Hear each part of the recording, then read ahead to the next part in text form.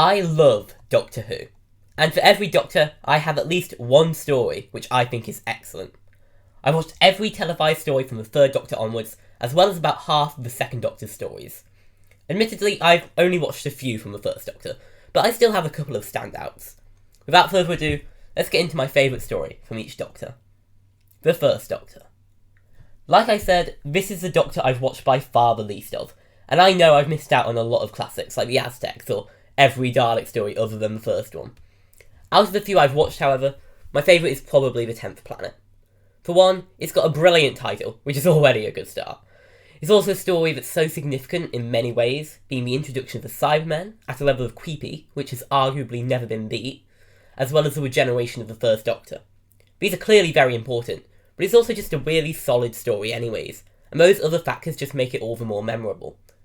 It might be a bit cool to say that my favourite First Doctor story is one where he's written out for a good while, but the story and the Cybermen are excellent here. The other story that I was considering putting as the First Doctor's best was the Daleks, again being incredibly iconic and one of the few that I've watched. The Second Doctor. To follow up the Doctor I know the least about, we have the Second Doctor, who is probably my favourite from Classic Who, and so he has a number of absolutely excellent stories. The story I've chosen might benefit from being the only story in its season in which it isn't a base under siege, but either way it's still excellent, and it was at one point my favourite Doctor Who story ever. The Enemy of the World. This is a six-parter that does not drag at all. It's constantly action-packed, and Patrick Troughton gets to shine in this story more than any other. He's not only playing the Doctor, but also the villain, Salamander, and the Doctor pretending to be Salamander, and Salamander pretending to be the Doctor, and Salamander pretending to be something that I'm not going to say because it would spoil a twist in case you haven't seen it yet. Yeah, it's a lot, but it's so much fun. The twists and turns it takes are unexpected, yet make perfect sense and never slow down the story. Again, this really benefits from the fact that it's the only story in Season 5 to not be a base under siege, so it's very refreshing. But it's a really good story in its own right, as well with memorable side characters. I suck at remembering names, so the fact that I can actually remember Bruce and Bennick is a miracle, and shows how much this story stuck in my head. I had a lot of other stories I could choose from as well, because the Second Doctor's era is just abundant with amazing ones. The Mind Wobber is another favourite of mine. Their way of whiting out Fraser Hines was actually genius. There's also the epic swan song in the War Games, a 10-part that rarely feels like it has padding and is a frightening use of the Time Lords, or the Evil of the Daleks, which has some stupid Dalek moments which I love. The Third Doctor. There was only ever going to be one story I could say is my favourite Third Doctor story.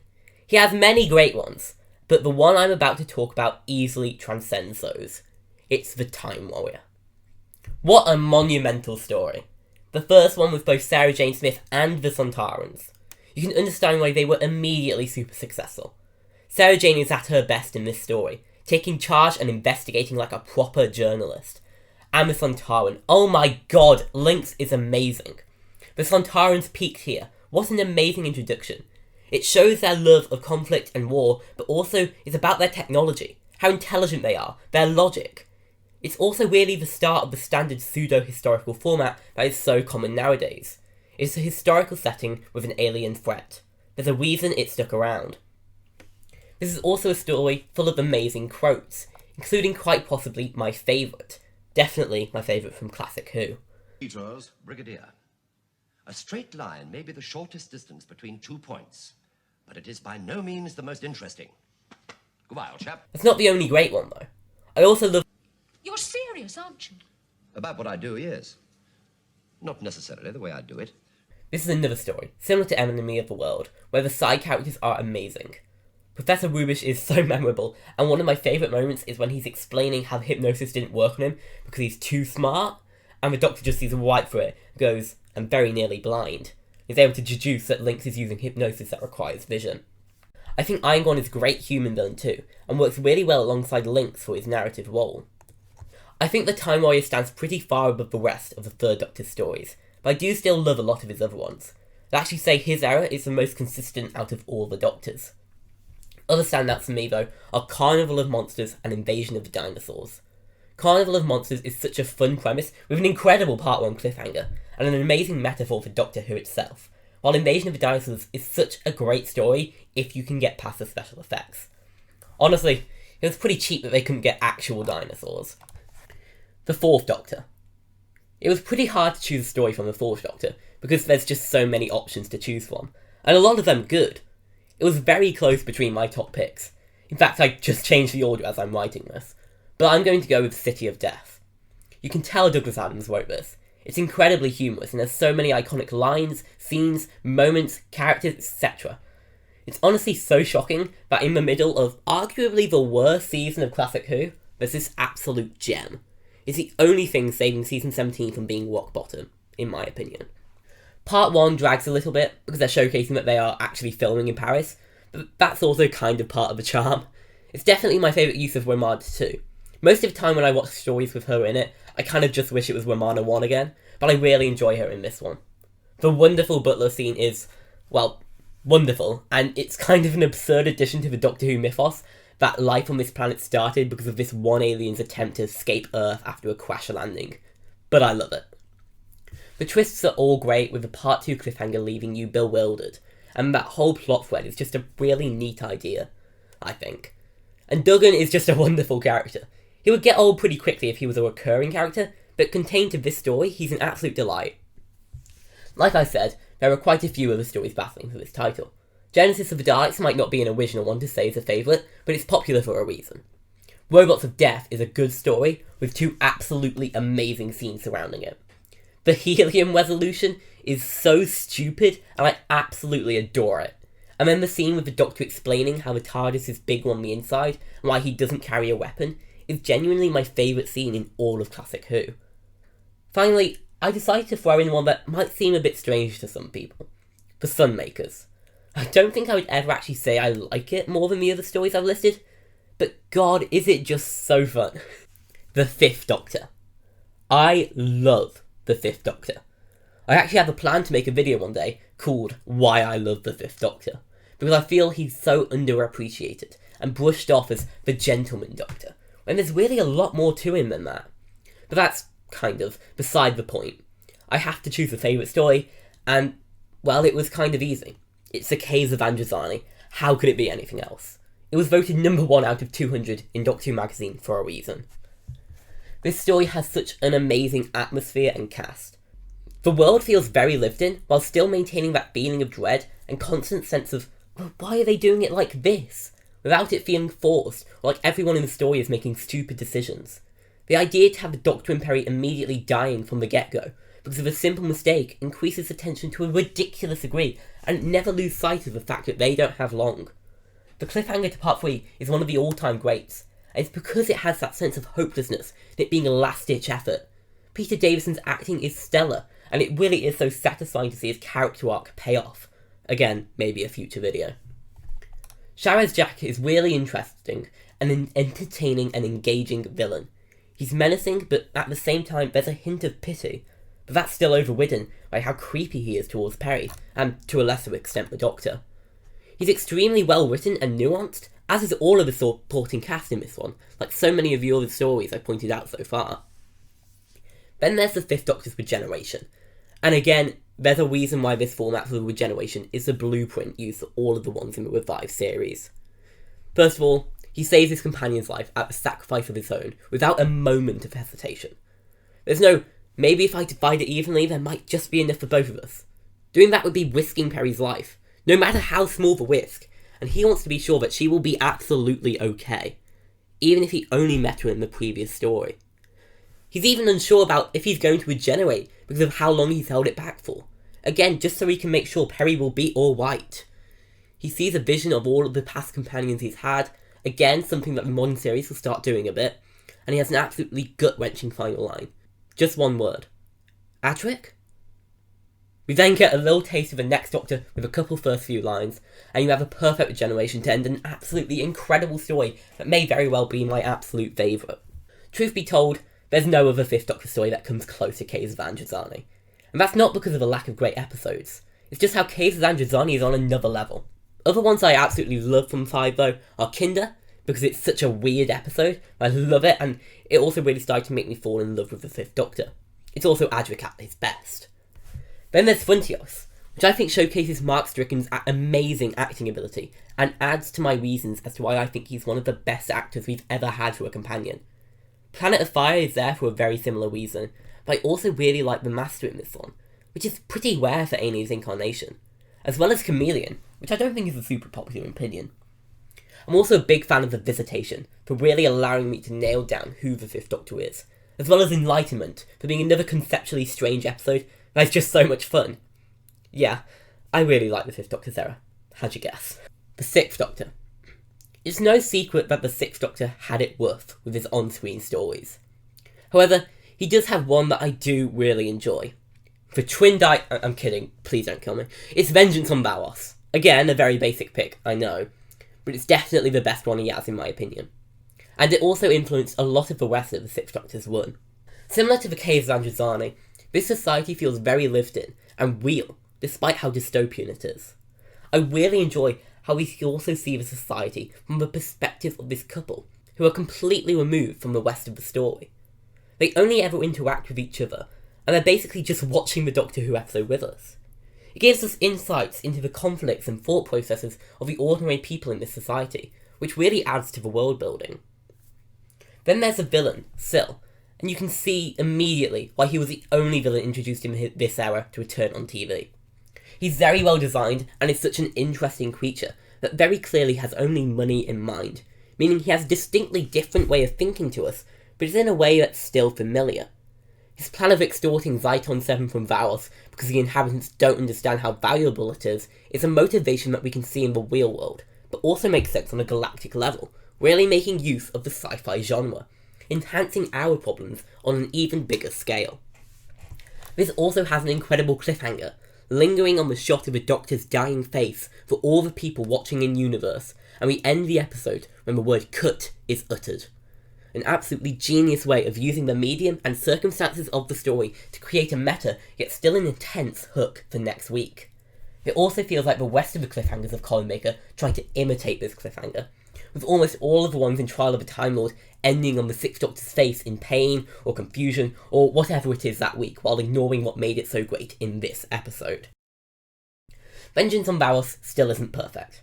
There's quite a lot of unnecessary death, and while that doesn't usually bother me, it does when the Doctor is so nonchalant and callous about it, even when he's indirectly, or sometimes directly, caused it. People go on about the infamous acid bath scene, and while that's not great, the bit with the laser actually bothers me more. I'll be honest, I don't think there's too much else that's great in the Sixth Doctor's era, but I did really enjoy Mind Warp. It's messy, confusing, but I love that about it. We don't know whether this is the Matrix lying to us or not. Syl is good in it, and Peri's death, as well as the Sixth Doctor's reaction, is absolutely heartbreaking. I kind of wish they kept her dead, to be honest. If you want to count Trial of the Time Lord as one whole story, then I'd also say it's pretty good on the whole as well. I do really enjoy the court scenes. How long should I hold? And cut it now. The Seventh Doctor. It is really hard to choose one for the Seventh Doctor, because for me, there's 3 stories where I enjoy them all equally.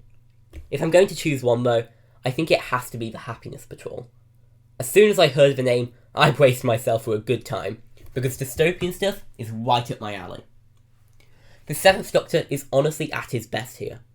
I know a lot of people really like him in season 26, but here he still has that sense of danger and planning 20 steps ahead, and is properly threatening at times, but he is also clownish at the right times. I love the scene where he's overacting, pretending to be happy and laughing maniacally to point out the hypocrisy and flaws within the system, and also saving himself. Then there's obviously the iconic Take My Life scene, with the snipers, which is just absolutely fantastic, knowing that this system is only pressuring people, not changing their morality. I adore the Seventh Doctor, and this serial is a big reason why.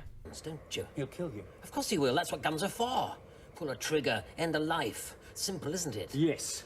Makes sense, doesn't it? Yes. A life killing life. Who are you? Shut up. Why don't you do it then? Look me in the eye. Pull the trigger. End my life. This is also one of the most political episodes of Doctor Who, right up there with the likes of Oxygen. It is an overt criticism of Margaret Thatcher's government, but even without that aspect, you can still see how it's obviously inspired by real events, with a demonisation of people by calling them killjoys, or what is effectively a secret police. The mantra of happiness will prevail is chilling and amazing in how happiness, something positive and joyful, has been transformed into something that has no meaning, just a phrase to be repeated and to be scared of. I can't talk about the Happiness Patrol without mentioning the Candyman, which is definitely the biggest source of criticism for this story. Does it look a bit stupid? Yes, but that's also the point. It is the manifestation of this forced, overly happy society.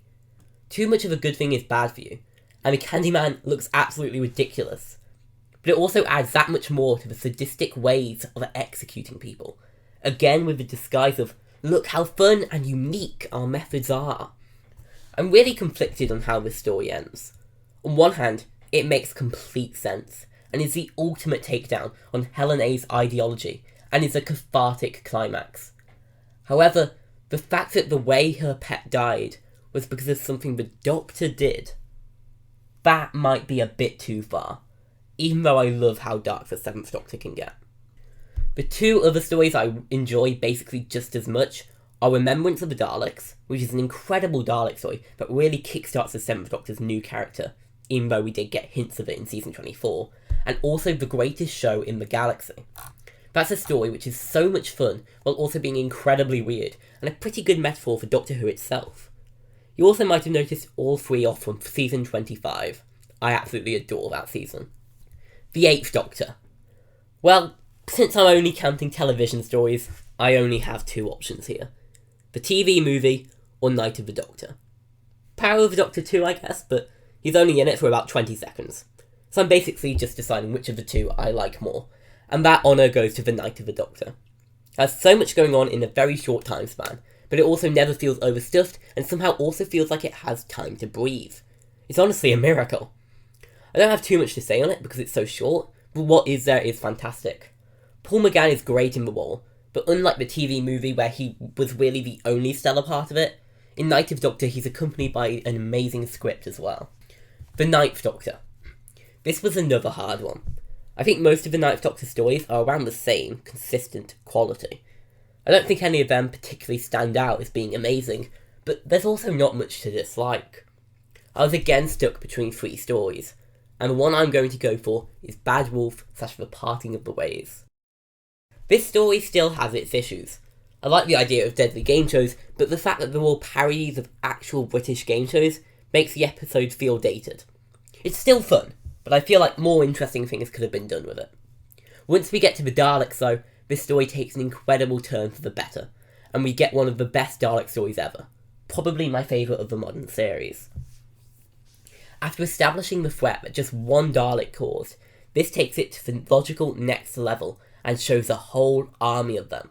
One that wreaked destruction, and which the Doctor was sure would kill him and Rose, causing him to trick her into going back home.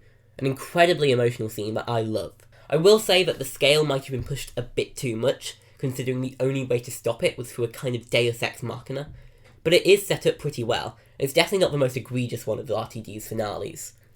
The Ninth Doctor's regeneration is another one of my favourites, and it's quite similar to the Fifth's, in that he saves his companion's life without hesitation, even though he knows what it will mean for him, and his little regeneration speech is amazing. It's short and sweet, but also reassuring to Rose and the audience as he's keeping it light by making jokes even though it's a very serious thing that's happening. I was debating about putting a Dalek here, but there's parts of that episode which I just don't like, and I think it's slightly overrated. It's mainly the ending I dislike, as well as a bit of overacting. However, it's still really good, don't get me wrong, and it makes the Daleks a scary threat. The other one I was thinking about was the Empty Child / The Doctor Dances, which has really great individual moments, and it's a good story overall, but I feel like it does drag in places. The 10th Doctor. I actually kind of surprised myself with what I picked here, but I'm going to go with Human Nature / The Family of Blood. Straight away, this sounds like an idea that should have been a disaster. Take everything away from the Doctor that makes him a unique character. But it's executed in a fantastic way, in having Martha still remember everything and having access to the TARDIS, and crucially, the Fob Watch. The Fob Watch and Chameleon Arch is just such a genius idea, not only for this story, but for future stories to come. I really like the historical setting, and it actually acknowledges the racism Martha would face whereas when she visited the past before, it was very much brushed to the side. The characters are all pretty fun too, and the family are great, especially the actor who plays Brother of Mine. Where the story really excels though is in its ending. There's a bit where the Doctor imprisons each of the family forever in a special kind of hell, but honestly, that's not even the bit I like the most. It's definitely a very neat idea that the Doctor was being kind by going into hiding, but there's so much else I love about it. For one, this might be the only time where technobabble as a solution works. I usually absolutely hate it when TV shows in general just list off a random series of words that doesn't really mean anything. But here, it is amazing. We've been stuck with John Smith for a while now, and while he's definitely smart for his time, his intellect is nowhere near that of the Doctor's. In times of stress, he's very nervous and doesn't hold it together. When the Doctor catches the watch and starts blurting out technobabble for like 20 seconds straight, and ends it with, Because if there's one thing you shouldn't have done, you shouldn't have let me press all those buttons. But, in fairness, I will give you one word of advice. Run. It's extremely cathartic, and is just perfect. There's also moral ambiguity with the Doctor. Not only in his questionable treatment of the family of blood, even despite what they did, but also a question that Joan raises. If the Doctor had never visited us, if he'd never chosen this place on a whim, would anyone here have died? It's a very interesting question. The Doctor essentially chose a group of people who he knew had a good risk of dying, and this was meant to be an act of kindness. This is made all the worse by the fact that this was a school with children. Maybe it's made better by the fact that World War I was coming soon, and so there's probably quite a bit of overlap in the deaths there, but that's putting values on life depending on how long they have left. Kind of trolley problem. Is the Doctor giving the fob watch to Timothy, saving his life in the future, meant to be a way of trying to forgive himself for this? The questions this episode raises about that is probably my favourite part about it. I considered Blink, because even though everybody always talks about it, that doesn't change the fact that it's an incredible episode. Overall though, there's a few lines that bug me, whereas that's not really the case of this two-parter, where I can't pinpoint any weaknesses. Silence in the Library / Forest of the Dead is also a two-part story that I love, and it just gets better on a rewatch. Unfortunately, I don't really care much for Donna's side of the story in Forest of the Dead. Maybe that makes me a monster? I don't know. It's still an amazing story though. The 11th Doctor. It feels mean to say that the 11th Doctor's peak was in his very first episode, but it's so good. We have a new Doctor, a new companion, a new showrunner with a distinctly different take on the show, a new series arc, a new TARDIS, and it also needs to still tell a good story. The fact that it's able to balance all that in itself is a miracle, but the fact all of it is great as well. This is such a special episode for so many reasons, and it sets up everything brilliantly. One of my absolute favourite moments of all of Doctor Who is after the Doctor has defeated Prisoner Zero, and the Atraxi flies back off into space. But the Doctor isn't having that. Do you think no one was watching? You lot. Back here, now. Okay. Now I've done it. Did he just bring them back? Did he just save the world from aliens and then bring all the aliens back again? It's so good, and the whole scene after that is brilliant. I'm saving the world, I need a decent shirt. Also that whole confrontation with the Atraxi. There's not a moment wasted with this story, and I think it was a very smart decision to have the 11th Doctor in almost every single scene, so we really get to know him.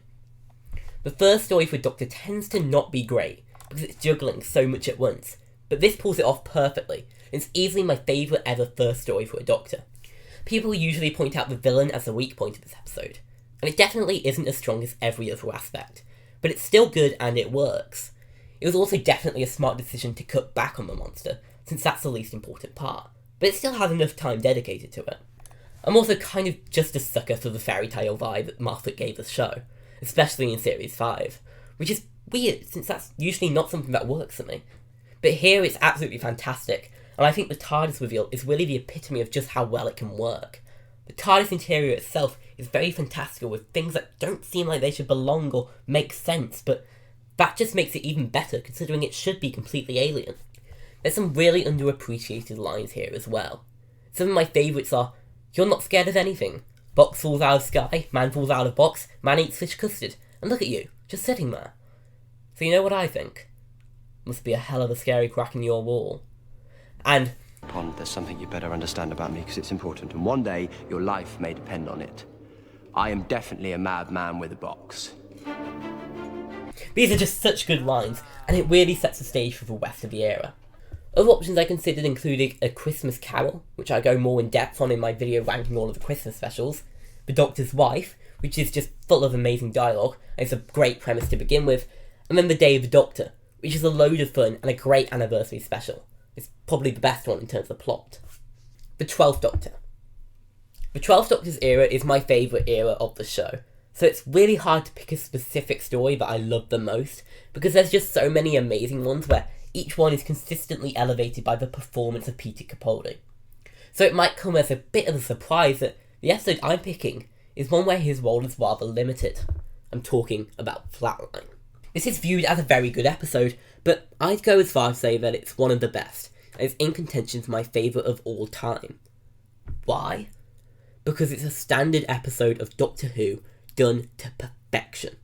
It's a monster of the week. On the surface, it really shouldn't be anything special, but it's so fun and enjoyable. It has so many amazing moments, it has some really cool visual effects, and the solution is clever. We've basically got two separate ideas going on in this episode, linked by one theme: dimensions. The two-dimensional creatures attacking the inhabitants of the third dimension, defended by the man of the fourth. All the while, the exterior dimensions of the TARDIS are being drained, causing the Doctor to be stuck and reduced to a helping hand. This allows Clara to get a taste of being the Doctor and understand how he works, something that will ultimately lead to her death. I also love the concept of these monsters. It's quite a simple premise, but it's still one that's exhilarating, and it never feels like you're safe because you're constantly surrounded by walls if you're in an enclosed space, and you're almost always standing on ground. They're definitely better than when 2D, but the effects are also amazing when they advance to the next stage of 3D. The idea that they're dissecting and learning how to survive in 3 dimensions is a great one. The supporting cast are great in this one too. Some of the community service members do feel a bit like death fodder, but Wigsy and Fenton are really compelling characters. I also love the bus driver, simply because of the line, "I've always wanted to ram something." Fenton isn't exactly a good person, but I find him interesting, and as a result he's fun to watch. And Wigsy came back in Series 9 for a reason. He's very memorable. "You are monsters!" is one of the first defining monsters of the 12th Doctor for a lot of people, and it's not hard to see why. It's such a good speech. The whole episode, the Doctor has been trying to reason with these creatures, believing that they don't mean any harm. It happens quite a lot in Doctor Who, that the monster wasn't trying to hurt anyone, or was doing it for love, etc. So it's really refreshing to see the Doctor think that maybe there isn't evil intentions, but eventually have to admit that they really are monsters. I also want to talk about the resolution, because this is a very enjoyable one, using the enemy's power against themselves. This is where the synergy between the monsters and what's happening to the TARDIS is especially important, as their power over the dimensions and being able to flatten things and restore dimensions is used to excellent effect, being able to restore the TARDIS after how they had drained it. It's also just a clever solution, using Wigsy's talent of graffiti to trick the monsters into thinking they could restore the dimensions to this painted poster. Like I said, this is my favourite era of this show, so there was no shortage of potential episodes to pick from. Mummy on the Orient Express and Oxygen are two other episodes written by Jamie Matheson, and they're both kind of standard monster of the week stories, similar to Flatline, but again, just done so well. And in the case of Oxygen, it's one of the most deeply political stories the show has ever done. Then there's the obvious answer of Heaven Sent, a story which I think is objectively one of the best in terms of writing, performance, direction and music, but isn't one I personally enjoy as much as Flatline. It's still great though. Extremis is an incredible episode, which deals with a situation that was sort of surprising to realise that Doctor Who had never done before. A simulation episode. I mean, we had bits with the Matrix before, but we always knew that wasn't real. In this episode, it's treated as a twist, and a good one at that. World Enough and Time / The Doctor's Falls is an incredible finale, and it's the Cybermen at their best, especially in the first part. But The Doctor Falls is also brilliantly done, and has some of my favourite moments. The 13th Doctor. This is another Doctor where there's a few options that are about equal in terms of my enjoyment, although they are for distinctly different reasons. I'm going to go for It Takes You Away though. Probably the weirdest story of Whittaker's era. Only Can You Hear Me really competes with it in that respect. A sentient universe is such an amazing idea that I can't see how I would ever dislike this episode. There's some amazing moments of the 13th Doctor here as well.